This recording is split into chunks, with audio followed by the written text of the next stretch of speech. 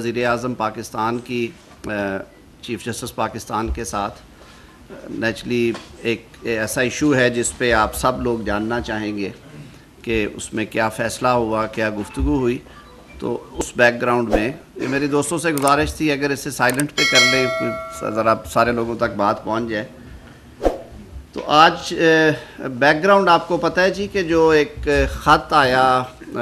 Social media पे, उसकी गूंज थी, फिर इलेक्ट्रॉनिक मीडिया पे गया। इस्लामाबाद हाई कोर्ट के मोअज़्ज़ज़ जज साहिबान ने सुप्रीम कोर्ट ऑफ पाकिस्तान के जजेज़ और चीफ़ जस्टिस पाकिस्तान को उस चिट्ठी के ज़रिए कुछ अपनी शिकायत उन तक पहुँचाई और कुछ ऐसे इवेंट्स का ज़िक्र किया जो कि जिनका ताल्लुक़ गो के पिछले साल से है और उस रजीम से है जो अब नहीं है अदालती कॉरिडोर्स में। जो हमारे पिछले चीफ़ जस्टिस पाकिस्तान हैं उनके दौर से मुतल्लिक़ा ज़्यादातर चीज़ें थी। बाहर कैफ उस तनाजुर में चीफ़ जस्टिस पाकिस्तान ने, आप सबको मालूम है, कल एक फुल कोर्ट मीटिंग की अपने साथी जजेस के साथ। तमाम जजेस को उन्होंने दावत दी और उसको यकीनन उन्होंने डिस्कस किया होगा। और उसके बाद चीफ़ जस्टिस पाकिस्तान ने इस ख्वाहिश का इजहार किया कि वज़ीर-ए-आज़म पाकिस्तान उनसे इस मामले पे कोई गुफ्तगू करें, कुछ मुशावरत करें। तो अटॉर्नी जनरल साहब को पहले कल इन्फॉर्म किया गया और उसके बाद एक चिट्ठी भी मौसूल हुई। तो मामले की संजीदगी को सामने रखते हुए वज़ीर-ए-आज़म पाकिस्तान मियाँ शहबाज शरीफ साहब ने कहा कि बाकी तमाम मसरूफियात के बावजूद इसे प्रायोरिटाइज़ करना चाहिए और उन्होंने फ़ौरी तौर पे कहा कि मैं ख़ुद जाऊँगा और चीफ़ जस्टिस पाकिस्तान से इस पे जो बातचीत ज़रूरी है वो की जाए। तो आज 2 बजे ये मुलाकात हुई है जिसमें चीफ़ जस्टिस पाकिस्तान जस्टिस काजी साहब थे और सीनियर प्यूनी जज जस्टिस मंसूर अली शाह साहब थे। वज़ीर-ए-आज़म साहब के साथ अटॉर्नी जनरल साहब और मैंने बतौर वज़ीर कानून इस इजलास में शिरकत की। इस मीटिंग का हम भी हिस्सा थे। 1.5 घंटा जारी रही इस मुलाकात में लाजमी तौर पे जो आज का इशू था उस पर गुफ्तगू हुई और इसके अलावा भी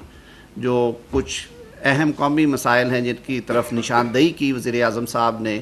जिसमें जो हमारे फ़िस्कल मैटर्स हैं, जो टैक्स के केसेस हैं, उनमें बहुत ज़्यादा इल्तवा और ताख़ीर थी। चीफ़ जस्टिस साहब ने ऑलरेडी मेहरबानी की, उन्होंने बेंचेस इस पर मुकर्रर कर दिए और वज़ीर-ए-आज़म साहब ने यह भी रिक्वेस्ट की कि आप बाकी सूबों के चीफ़ जस्टिस से भी कहें कि ये क्योंकि मुल्की मईशत के लिए बहुत ज़रूरी है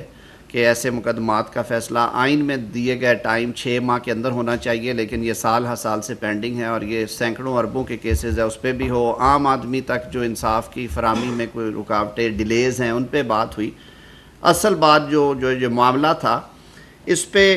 इसकी संजीदगी को सामने रखते हुए मुख्तलिफ़ पहलुओं पर गुफ्तगू की गई और ये बात भी हुई कि ये पहली दफ़ा नहीं हुआ। इस तरह की आवाज़ें पहले भी आती रही हैं। अगर आप तारीख़ में जाएं और झांकें, और इवन रिसेंट पास्ट में जो जस्टिस सिद्दीकी साहब वाला मामला था जो हाल ही में सुप्रीम कोर्ट ने जिसका फ़ैसला किया, और उससे बहुत पहले भी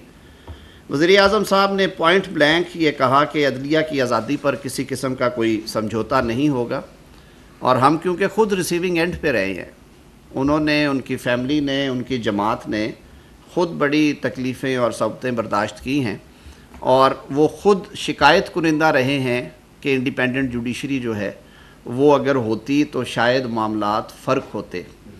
तो उन्होंने इस अज़म का इजहार किया कि पाकिस्तान के अवाम ने उन्हें मैंडेट दिया है तो वो अपनी इस आइनी ज़िम्मेदारी से सुरखरू होंगे, अच्छे और एहसन तरीके से ओहदा बरा होंगे। और इस हवाले से उन्होंने ये यकीन दहानी करवाई कि हुकूमत का ये फ़र्ज़ है कि इस मामले की छानबीन होनी चाहिए और आइंदा के लिए, यानी कि फ़्यूचर के लिए भी ये इंश्योर किया जाए कि अगर ये बात या ये बातें किसी हद तक दुरुस्त हैं तो फ्यूचर के पॉइंट ऑफ व्यू से भी मुस्तकबिल में ऐसी नौबत कभी ना आए। सबसे पहले इस मामले को मेरे ख़्याल में इंक्वायर करने की ज़रूरत है, यानी कि इस पर छानबीन होनी चाहिए। तो ये तय पाया कि कल काबीना का इजलास है जिसमें काबीना का, क्योंकि फेडरल गवर्नमेंट को रिप्रेजेंट करती है काबीना, और इख्तियार काबीना का है कि वो कमीशन ऑफ इंक्वायरीज़ एक्ट के तहत कमीशन अपॉइंट कर सके।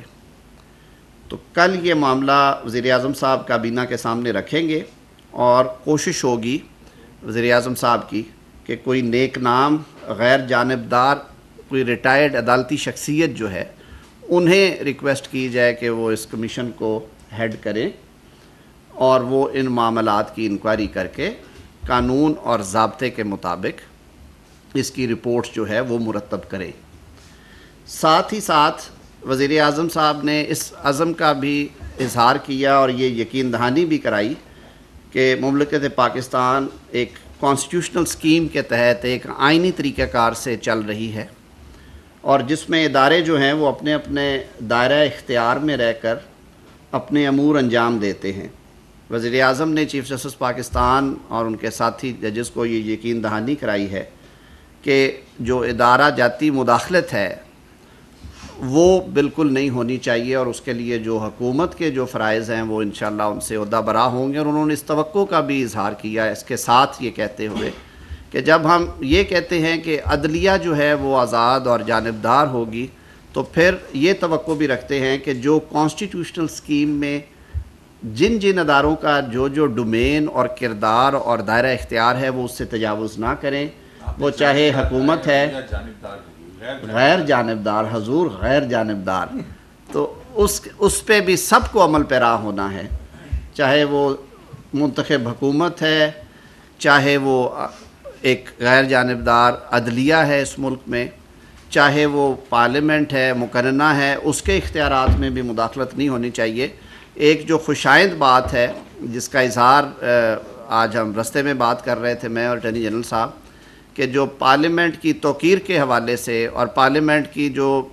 कानून साजी के इख्तियारात के हवाले से माजी करीब में जो फ़ैसले सुप्रीम कोर्ट ऑफ पाकिस्तान से आए हैं वो बहुत खुशाइंद हैं और हम समझते हैं कि पाकिस्तान में एक मज़बूत जमहूरी निज़ाम को एक मज़बूत बुनियाद फराहम करने के लिए ये फ़ैसले बहुत ज़रूरी थे और उन फ़ैसलों से यकीनन हमें मुस्तक़बिल में उसके अच्छे समरात आएंगे। तो ये कुछ बुनियादी चीज़ें थी। मैं फिर दोहराए देता हूँ कि कल काबीना के इजलास में वज़ीर-ए-आज़म साहब की ये ख्वाहिश है कि वो ये मामला काबीना में रखेंगे और कमीशन ऑफ इंक्वायरीज़ एक्ट के तहत किसी नेक नाम और गैर जानिबदार रिटायर्ड अदालती शख्सियत के नाम पे कंसेंसस करने के बाद कमीशन ऑफ इंक्वायरीज़ एक्ट के तहत उनकी नामजदगी की जाएगी और कमीशन के TORs जो हैं वो भी ज़ाहिर है काबीना का इख्तियार है, वो मुशावरत से मैं और अटॉर्नी जनरल साहब के ज़िम्मे ये लगा था कि हम इस पर कुछ बुनियादी काम करें कि TORs में ना सिर्फ ये कि जो इस चिट्ठी के हवाले से बल्कि जो कुछ माजी के मामलात हैं उन पे भी जिस हद तक कानून इजाज़त देता है या जो कैबिनेट जिस हद तक इसको ऑथोराइज़ करेगी वो TORs में शामिल होगा। मेरे ख़्याल में जी अभी ये चीज़ें, क्योंकि अभी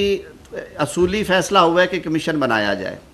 और इस पर कल ओपन डिस्कशन होगी काबीना के अंदर, ज़ाहिर है उनकी इनपुट ली जाएगी जो अरकान हैं कैबिनेट के। लेकिन मेरे ख़्याल में वज़ीर-ए-आज़म साहब का जो विजन था कि ये यक रुकनी होना चाहिए ताकि वो बिल्कुल क्लैरिटी के साथ इस पे काम करें और जिनके ज़िम्मे भी ये ज़िम्मेदारी सौंपी जाए वो एक मुफस्सल रिपोर्ट जो भी TORs बनाए जाए टर्म्स ऑफ रेफरेंस हो उनके मुताबिक मुरतब कर सकें।